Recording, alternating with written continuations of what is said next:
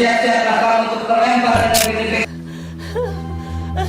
أعوذ بالله من الشيطان الرجيم.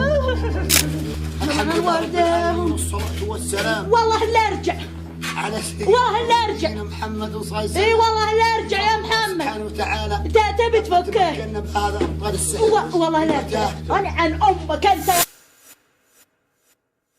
السلام عليكم، ازيكم واهلا بيكم في قناة فانس. اهلا بيكم في حلقة جديدة من حلقات الرعب. النهاردة مش اي رعب، النهاردة رعب العرب، السلسلة اللي انا متعودة دايما احكيها معاكم، وعارفين ان رعب العرب دايما بيكون اشد واقوى. فالفيديو النهاردة مش لاصحاب القلوب الضعيفة ابدا، ويا ريت تحصنوا نفسكم قبل ما نتفرج على الفيديو. قولوا ورايا: اعوذ بكلمات الله التامات من شر ما خلق، ربي اعوذ بك من همزات الشياطين، واعوذ بك ربي ان يحضرون. صلوا على نبينا محمد عليه أفضل الصلاة والسلام. ويلا بينا ندخل على أول مقطع.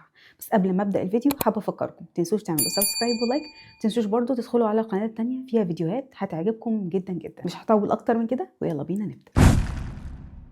المقطع اللي معانا داخل مسجد أثناء الصلاة. في شخص كان متلبسه جن بيصلي وسط الناس، فالشيخ وهو بيقرأ آيات من القرآن الشخص ده بدأ يصرخ صرخات مفزعة. المجرمون ناكسون عند ربهم ربنا أبصرنا وسمعنا فارجعنا نعمل صالحا إنا موقنون ولو شئنا لآتينا كل نفس هداها ولكن حق القول مني لأملأن جهنم من الجنة والناس أجمعين. أوقات الصوت اللي بيطلع من الناس المتلبسة جن ما بيبقاش صوت الشخص نفسه، بيبقى صوت صادر من الجن، أو حتى إن الجن بيخلي الشخص صوته يتغير. ممكن راجل يتكلم صوت واحدة ست، ممكن ست تتكلم بصوت طفل، وهكذا. في ناس ممكن تسأل: هل فعلا الجن ممكن يظهر على شخص داخل المسجد؟ هل أصلا الشيطان بيدخل المسجد؟ طبعا بيدخل المسجد، وممكن يظهر في أي مكان وفي أي وقت، خصوصا لو بيتقرأ عليه قرآن. شفنا حالات كتير لأشخاص بيتلبسها جن أو بيظهر الجن اللي عليها أمام الكعبة. والفيديو اللي جاي لواحدة ست الجن اللي عليها ظهر وهي بتطوف حوالين الكعبة.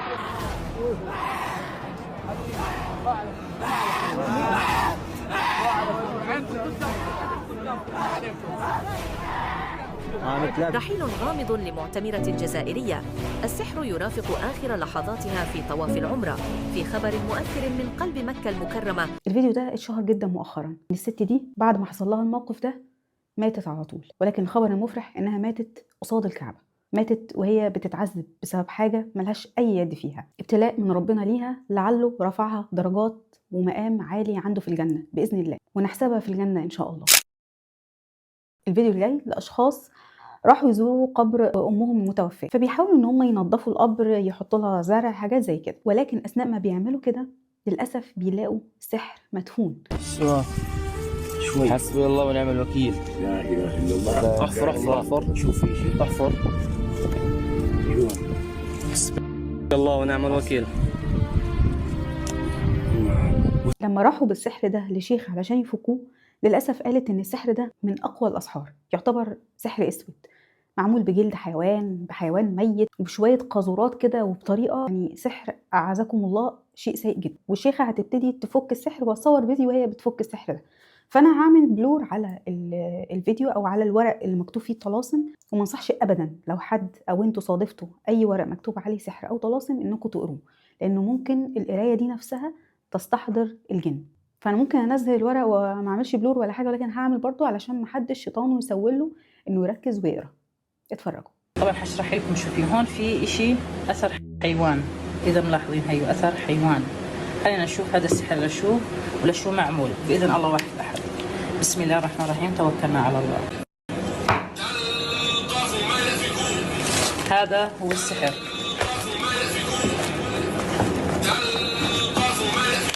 حسبنا الله ونعم الوكيل. أعوذ بالله السميع العليم من الشيطان الرجيم. بسم الله الرحمن الرحيم. من شر حاسد إذا حسد. حسبنا الله ونعم الوكيل. طبعا حوضح لكم الصورة أكثر.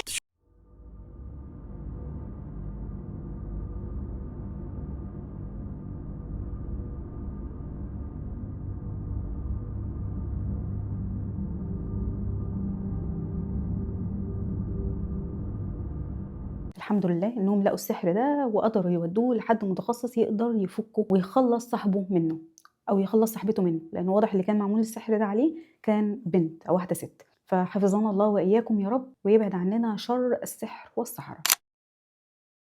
الفيديو الجاي من السعوديه سنه 2015.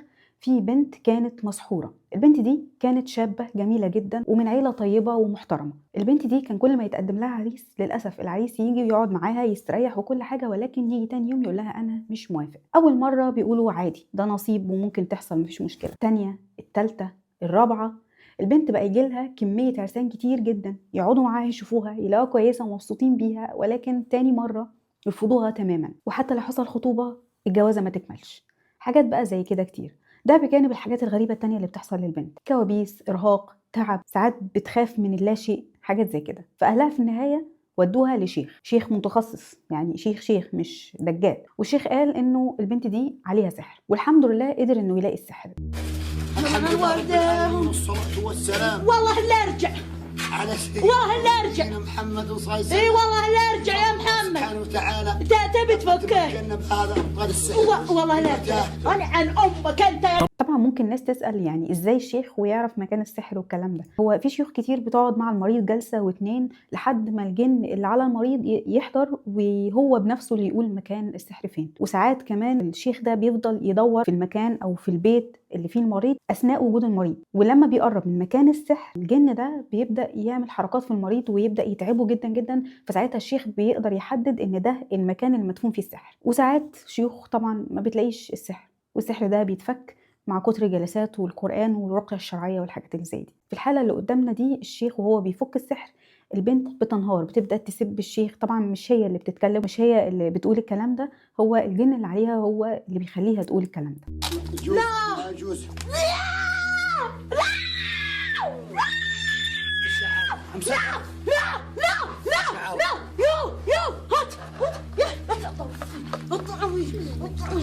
شباصة.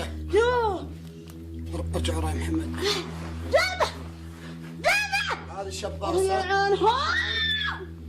بكوني بكري الوالدك رجلي يا حيوان. هذه الشباصة الأولى. وهذا لا يا محمد تكفى، يا محمد تكفى، يا محمد. وهذا حبال. في النهاية تم فك السحر والبنت اتعالجت الحمد لله. المقطع اللي جاي من الإمارات لساحرة كانت مشهورة جدا جدا في الإمارات. طبعا الساحرة دي كانت متخذة هوية الشيخة والكلام ده، ما كانش حد يعرف أو مش كل الناس كانت تعرف إن هي ساحرة كبيرة جدا وعملت أسحار لناس كتير جدا على مدار سنين طويلة. ولكن في قناة إخبارية في دبي تواصلت معاها علشان تعمل لها فيلم وثائقي، ولكن في الحقيقة إن القناة دي كانت متفقة مع الشرطة علشان تصور لها مقطع تعترف فيه بكل حاجة، وفي النهاية الشرطة تقبض عليها. يعني فلوس كم؟ هذا أنا نحصل، أنا نودي الناس كمان مساعدة الناس عليكم.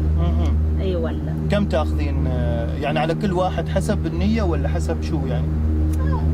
لا إلا أشوف كيف أشموني هنا وين أنا نسوي دعاء وبعدين نشتري خروف نسوي صدقة بس. طبعا هي بتقول إن هي ما بتاخدش حاجة من الناس وإن هي بتعمل ده كعمل خير مش أكتر، ولكن لما بتدعي للناس بركة الست يعني وبيتحقق للناس أمنياتهم بيبدأوا هما الناس يدوها فلوس كنوع من أنواع الامتنان يعني أو حاجة زي كده. فهي بتاخد الفلوس دي وبتتصدق بيها، تذبح بيها، حاجات زي كده. رب العالمين. كم سنة شوف أني هنا قبل أنا جيت الإمارات هنا والله لازم ما في واحد يعرفني.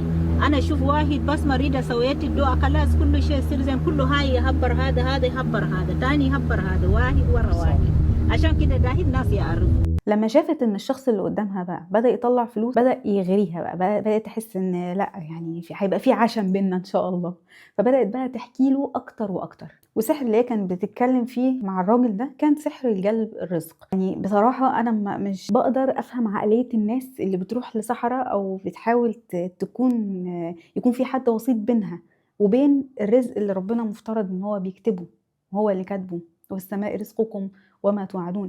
يعني حتى يا شيخ ده بالعقل كده، يعني لو اللي قدامك ده قادر فعلا يحقق لك رزق او يجيب لك رزق او يساعدك في ان الرزق ده يجيلك، طب يعني كان القرد نفع نفسه؟ يعني كان جاب رزق لنفسه ولا غنى نفسه؟ ولكن في النهاية الساحرة دي بعد ما الراجل اتفق معاه كل حاجة وهي نازلة من العربية، الشرطة هجمت عليها وقبضت عليها على طول. ولما دخلوا بيتها بقى لقوا مفاجآت، لقوا عز بقى من السحر، لقوا طلاسم ولقوا أعمال ولقوا كتب سحر ولقوا حاجات كتيرة جدا. مش بس كده، ده لقوا كمان حاجات تخص أطفال. يعني الست دي كانت من بجاحتها ومن جبروتها بتعمل سحر لأطفال. طب الأطفال أذوكوا في إيه عشان تسحروهم؟ أعوذ بالله من الشيطان الرجيم. في الفيديو اللي جاي عبارة عن رقية شرعية جماعية. في بعض البلاد بتعمل الرقية دي، مش شرط يعني يكون واحد، لا بيبقى مجموعة من الناس، بتبقى ناس هي عليها أسحار، محسودة، مسحورة، وناس ممكن تكون شاكة يعني حالها واقف عايزة ترقي نفسها وخلاص بتحضر الرقية الشرعية الجماعية دي. بعض الاجتماعات دي اللي بتتصور بتتعرض على الناس، فممكن ناس تقول لا ده اللي بيحصل ده تمثيل، ده الشيخ ده بس عايز يشهر نفسه مش اكتر وخلاص. ولكن احتمال اكبر بكتير ان اللي بيحصل للناس جوه الرقية الشرعية ده ما يكونش تمثيل ولا حاجة. لان لو حد منكم حضر رقية شرعية فعلا لحد مسحور هيشوف اهوال، فما نقدرش ان احنا نكذب الكلام بشكل كامل يعني. فالفيديو اللي جاي لشيخ اندونيسي بيقرا رؤية شرعية جماعية على ستات ورجاله. الرجاله موجودين قدام الشيخ عادي، والستات سامعين رقية برضه ولكن قاعدين في اوض كده منعزلين، مش مختلطين بالرجاله اكيد. فوسط الشيخ ما بيقرا الرقية الستات حضر عليها الجن او حسوا ببعض الاعراض، فبداوا يتوجهوا ناحيه الشيخ وعايزين يبادروا ان هم يضربوه.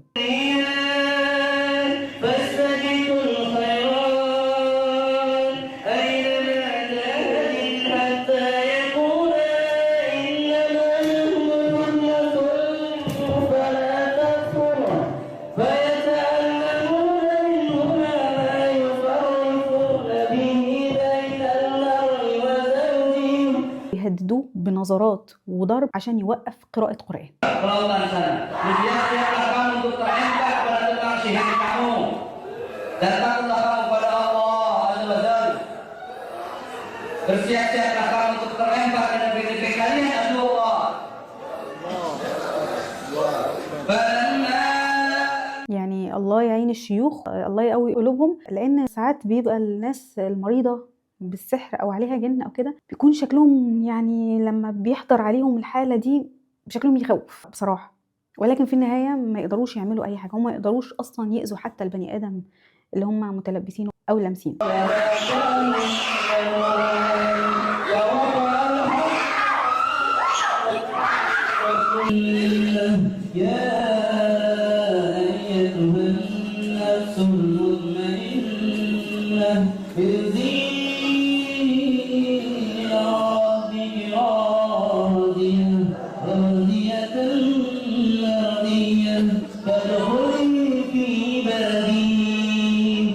فندعو للناس كلهم بالسلامة، وإن ربنا يحفظنا ويحفظكم. وواظبوا أرجوكم على أذكار الصباح والمساء، حتى لو مش هتقروها كلها، يعني حتى لو هتقروا بعض الأدعية اللي تحصنكم وتحميكم.